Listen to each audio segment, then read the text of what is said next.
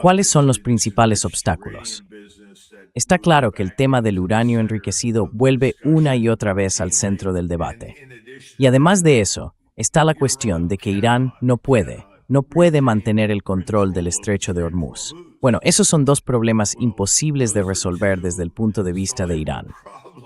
Ellos consideran que ambas cuestiones están profundamente ligadas a su soberanía y a su independencia nacional. Así que creo que podemos decir con bastante certeza que no va a haber ningún acuerdo.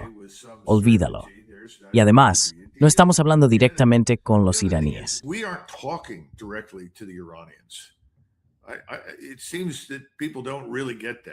Parece que la gente no lo entiende del todo, ¿sabes?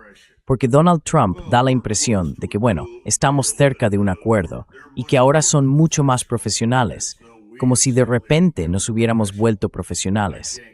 No puedo imaginar nada menos profesional que los matones que hemos enviado allí a negociar.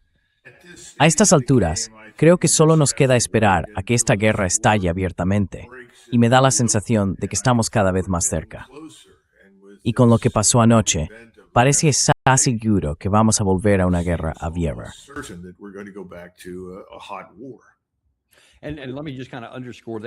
Y déjame subrayar eso desde el lado iraní. Aquí siempre mostramos lo que dicen ambas partes, y luego vemos qué está ocurriendo realmente sobre el terreno. Acabamos de escuchar a Rubio decir que, bueno, ya tenemos las líneas generales de un acuerdo. Pues bien, esto es lo que dice la parte iraní, con el portavoz del Ministerio de Asuntos Exteriores, Bagheri.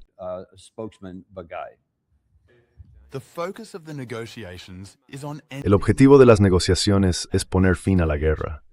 En esta fase no estamos hablando de los detalles del tema nuclear. Las amenazas, las presiones, las representaciones y la publicación de caricaturas forman parte del juego político en esa parte del mundo. Nosotros seguimos trabajando en el terreno de la acción. Vemos las realidades, sin dejarnos llevar por las percepciones ni las imágenes que tenga la otra parte. Es cierto que hemos cerrado una gran parte de los temas en discusión. Sin embargo, nadie va a afirmar que eso signifique que el acuerdo sea inminente.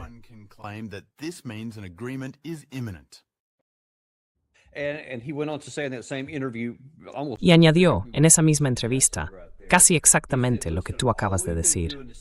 Dijo, mira, lo único que hemos estado haciendo es enviar intermediarios de un lado a otro a través de Pakistán. Pero también dijo que hasta que no estemos cerca de un acuerdo real, ni siquiera se van a reunir en persona, porque no tiene sentido. Así que hasta que veamos a las dos delegaciones viajando a Pakistán, podremos decir, vale, ahora quizá sí haya algo posible aquí. Pero hasta ese momento, Irán dice que ni siquiera están cerca, aunque el presidente Trump sí lo esté.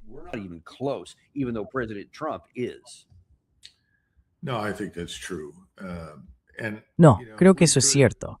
Y bueno, si pudiéramos apartarnos un poco de lo que está ocurriendo en las discusiones y centrarnos en lo que, en mi opinión, son cuestiones mucho más graves que el presidente y sus colegas en Washington parecen no entender o no estar afrontando. Mira, en abril, la inflación en Estados Unidos subió del 3% al 3,8%, desde el 3,2%. Ahora mismo, esta guerra está provocando previsiones de inflación para el segundo trimestre de alrededor del 6%. Si eso es cierto, y creo que probablemente lo sea, eso significaría que los tipos de interés deberían estar en torno al 7%. Pero eso sería catastrófico para nosotros. Así que se están manteniendo artificialmente bajos en torno al 3,75%.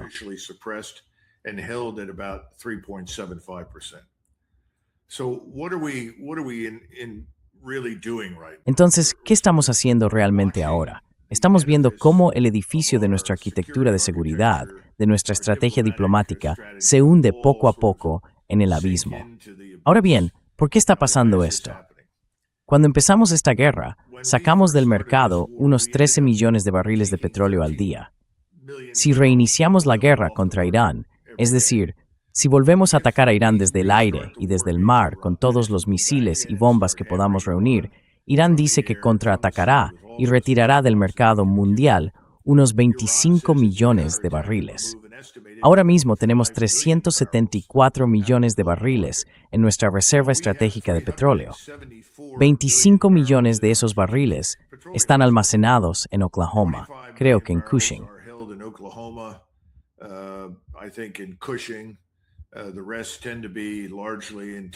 El resto se concentra sobre todo en Texas y Luisiana, a lo largo de las fronteras.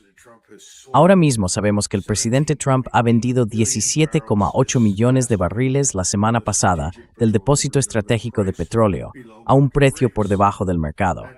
Eso significa precios del crudo por debajo de $110 el barril. ¿Y qué ha conseguido con esto?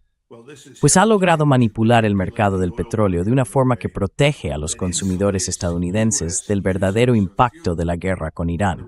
Pero esta manipulación, al ritmo actual, vaciará nuestra reserva estratégica en unos 60 días. Así que hagamos las cuentas. Eso quiere decir que para finales de julio estaremos mirando una reserva estratégica prácticamente vacía. Bien, pasemos ahora a China. China es un 86% autosuficiente en petróleo, pero aún tiene un déficit del 14%.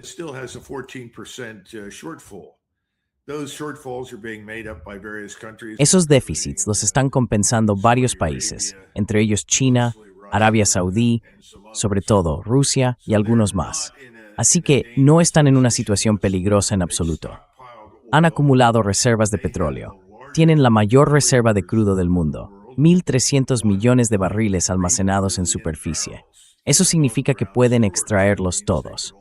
Ahora volvamos atrás para ver qué más está ocurriendo, porque tendemos a ver la guerra de Ucrania y lo que pasa allí como algo completamente separado de lo que sucede en el Golfo Pérsico. Y eso no es del todo cierto. En 2022, al comienzo de la guerra de Ucrania, se retiraron 3 millones de barriles diarios de la economía mundial. Eso hizo que el precio del petróleo subiera en ese momento hasta los $120 por barril.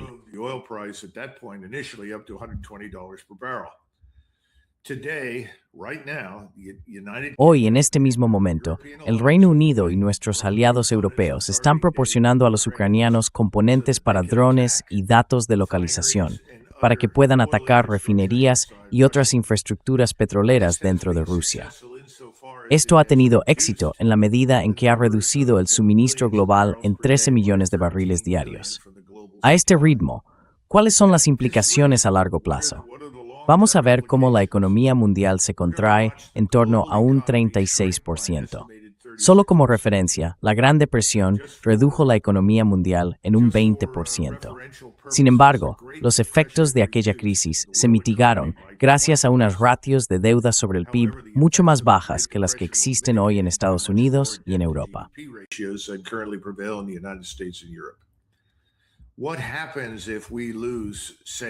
¿Qué pasa si perdemos, digamos, un 30% de la productividad global? Pues eso sería, en la práctica, una depresión mundial, y nosotros formaríamos parte de ella. Así que hablar a la ligera de cosas como vamos a bombardear a esa gente hasta devolverla a la edad de piedra, o los bombardearemos hasta que acepten seguirnos el juego, mientras miras unas proyecciones de inflación del 6% para el segundo trimestre. Sinceramente, creo que estamos rozando la locura. Es una irresponsabilidad de una magnitud que no puedo ni imaginar. No conozco ninguna acción similar, de ningún presidente, rey o emperador en los últimos 300 años, que se pueda comparar con el nivel de irresponsabilidad con el que hemos actuado en el Golfo y también frente a Rusia en la guerra de Ucrania.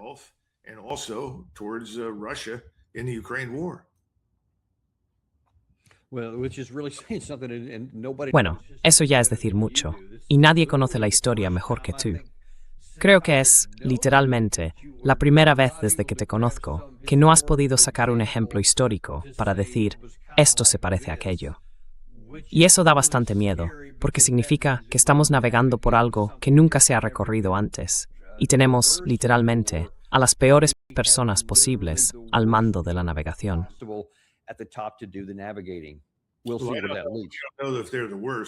No sé si son los peores, pero desde luego no son los adecuados. Y bueno, animo a la gente que nos escucha, a quienes entienden de esto, a que sigan a personas como Luke Groman, Gondlach, Ray Dalio o Peter Schiff. Todos ellos están describiendo lo que acabo de decir, pero de una forma aún más profunda. Yo solo intento entender los mercados del petróleo y el gas. Ahora bien, cuando empezamos a hablar de todo lo demás que nos falta, el ácido sulfúrico, por ejemplo. Sin ácido sulfúrico no se puede refinar nada. Eso deja a la industria del cobre en una situación terrible. No se puede refinar uranio. Es decir, podríamos seguir con la lista. Es un desastre. Y eso es solo una instantánea, la punta del iceberg, como se suele decir. Y al mismo tiempo, aquí en Estados Unidos, estamos navegando en algo parecido al Titanic, que ya está parcialmente bajo el agua.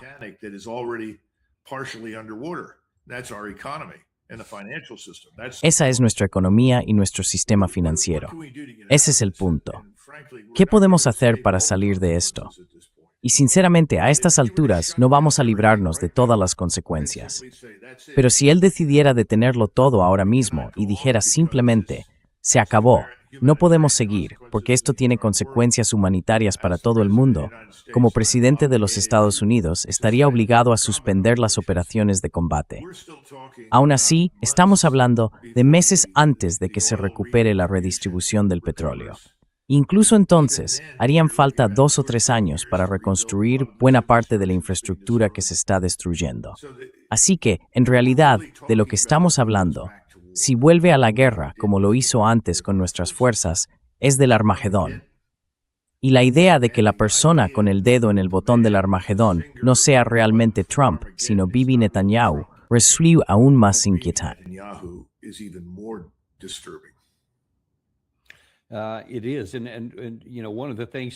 Así es. Y una de las primeras formas en que podemos intentar mitigar algunas de esas catástrofes económicas de las que hablas, que ya están en marcha hasta que logremos frenarlas y reabrir la situación, es conseguir que el estrecho de Hormuz vuelva a funcionar, más o menos, como antes de esta guerra. Y eso significa que esos bloqueos enfrentados que tenemos, el nuestro contra Irán y el de Irán con el resto de los países del Consejo de Cooperación del Golfo, tienen que levantarse. Ahora, Irán está dispuesto a decir que el tráfico puede volver a la normalidad, siempre que se paguen sus tasas. Pero anoche le preguntaron a Marco Rubio sobre eso.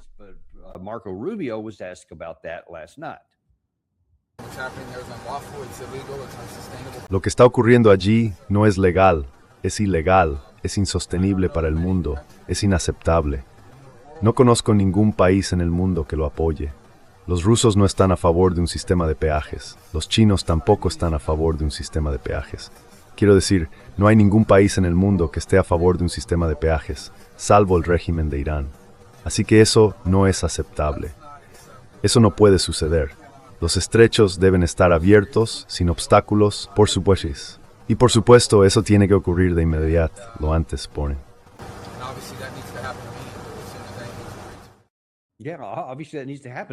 Sí, claro, eso tiene que pasar. Pero lo intentamos, Doug, durante más de 40 días, intentando obligarles a abrir ese estrecho, y fracasamos por completo. Así que luego fuimos a ese alto el fuego, porque nos dimos cuenta de que no iba a funcionar. Y Rubio puede repetirlo todo el día si quiere. Pero dime, Doug, ¿qué va a tener que pasar para que se abran esos 2 bloqueos? ¿Cuál es la realidad?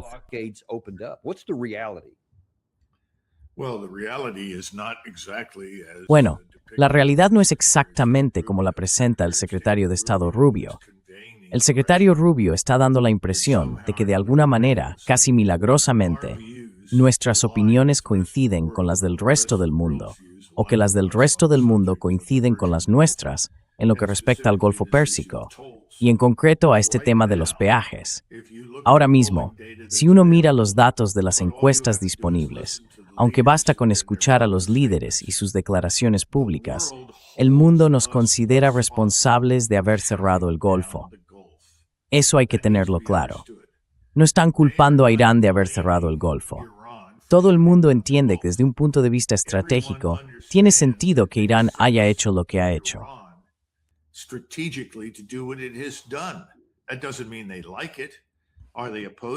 Eso no significa que les guste. ¿Están en contra? Por supuesto, pero nos culpan a nosotros, y eso es muy importante. En la India, hemos pasado de ser bueno, razonablemente populares a ser odiados más allá de lo imaginable.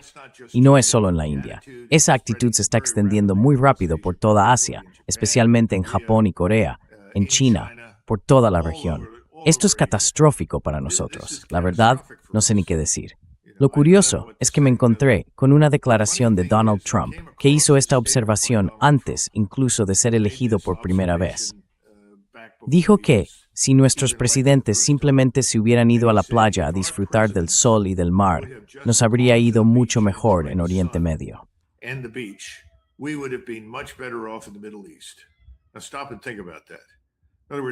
Ahora, párate un momento y piensa en eso. En otras palabras, su actitud, cuando finalmente se convirtió en el candidato del Partido Republicano en 2016, era algo así como, bueno, si no hubiéramos hecho nada, Dan, si simplemente nos hubiéramos ido a la playa a disfrutar del mar y del sol, hoy estaríamos mucho mejor en Oriente Medio. Pues mira, Donald, alguien debería leerle eso otra vez, porque ahora es todavía más cierto que entonces. El daño que nos hicimos a nosotros mismos y al mundo en aquel momento, no diría que fue pequeño, pero sí que se podía reparar. Lo que nos hemos hecho ahora en el Golfo Pérsico, cuando no había absolutamente ninguna necesidad de hacerlo, va más allá de cualquier evaluación. Su impacto es global.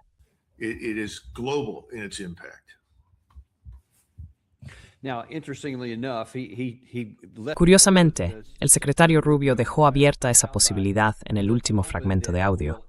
Dejó caer que, bueno, si no conseguimos el acuerdo que queremos, podríamos volver a intervenir.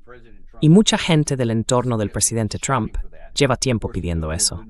Ya sabes, los habituales, Jack Keane, el general Kellogg, Mike Pompeo, Mark Levin, Lindsey Graham, todos ellos lo vienen diciendo desde hace mucho. Pero en los últimos días se ha sumado alguien nuevo.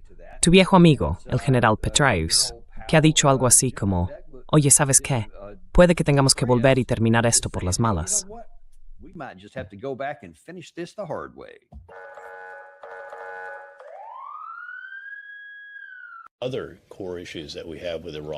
Otros asuntos fundamentales que tenemos con Irán, como su reserva nuclear de casi 500 kilos de uranio enriquecido al 60%, solo un nivel por debajo del grado militar, el derecho a seguir enriqueciendo en el futuro, su apoyo a grupos aliados en la región que son bastante violentos, Hamas, Hezbollah, las milicias chiíes en Irak, los hutíes en Yemen, y además los programas de misiles y todo lo demás.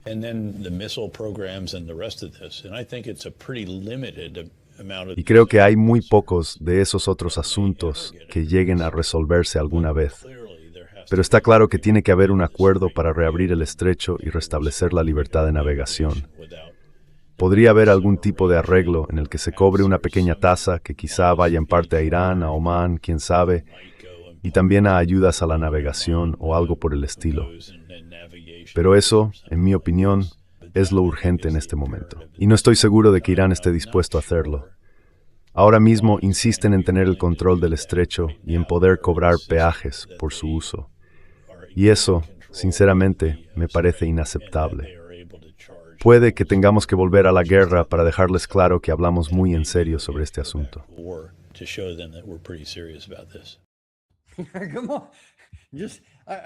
Vamos a ver. Ayúdame a entender, aunque sea, la lógica que él tiene en la cabeza.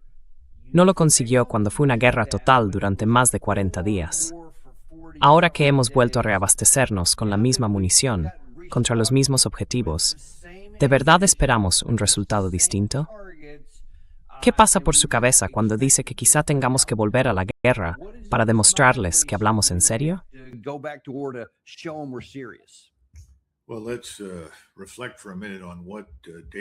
Bueno, pensemos un momento en lo que David Petraeus considera que es una guerra. Para él, la guerra a estas alturas se reduce a bombardeos a gran altitud y ataques con misiles desde el mar, desde el aire. Y ya está.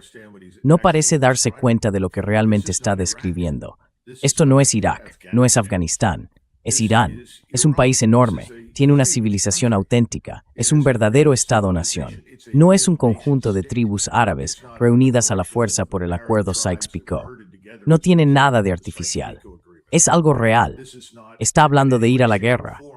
Y si vas a ir a la guerra con Irán, tendrás que movilizar a Estados Unidos.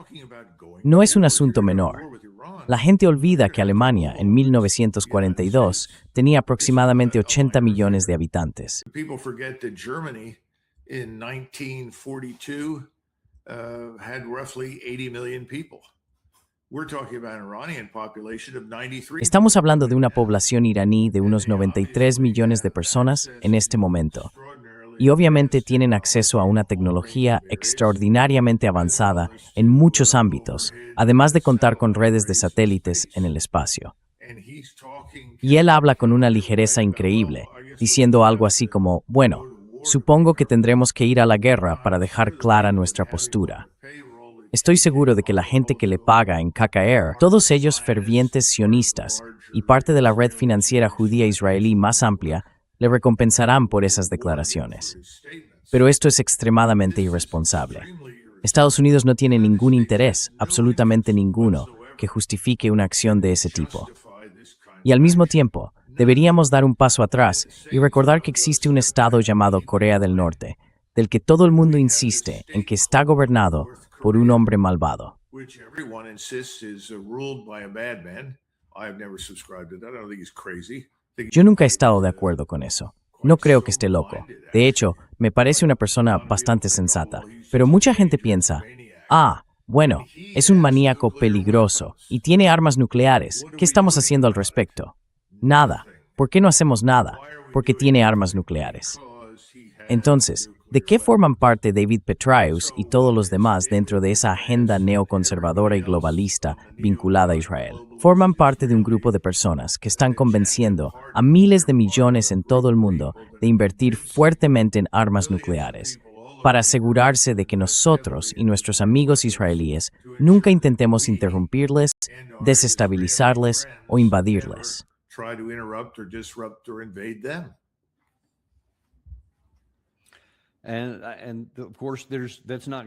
Y por supuesto, eso no va a llevar a ninguna parte. No va a conseguir que se abra el estrecho. No va a ayudar a resolver el problema. Solo va a empeorarlo. Y la parte iraní ya ha dicho, sí, si hacéis eso, nosotros vamos a hacer todas estas otras cosas. Y no vais a destruir nuestras montañas, ni nuestras bases de misiles. Así que no puedo entender, ni siquiera dentro de la lógica retorcida de los, ya sabes, los neoconservadores y todo ese tipo de cosas. Tienen que ser capaces de ver, y esto es más una pregunta que una afirmación, tienen que ser capaces de ver, ¿no? Que físicamente no puede funcionar, que su objetivo, sea cual sea, no se puede lograr. Y si lo intentan, nos va a perjudicar, ¿verdad? Quiero decir, es que no lo ven.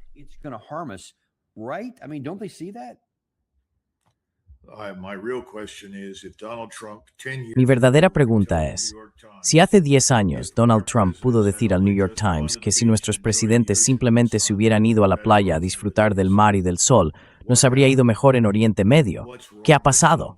¿Qué le ocurre a Donald Trump? Aquella era una declaración perfectamente razonable y equilibrada por parte de Trump. Porque la primera norma en política exterior y diplomacia es no hacer daño. Es decir, si puedes evitar intervenir con poder militar, te conviene hacerlo. No tenemos ningún motivo para hacer nada de lo que Petraeus defendía. Entonces, ¿qué estamos haciendo? ¿Qué está haciendo Donald Trump? ¿Dónde está este hombre? ¿Qué le ha pasado? Supongo que esa es la gran pregunta, la de los $60,000, que me hago casi todos los días. $60,000 question that I ask myself almost every day.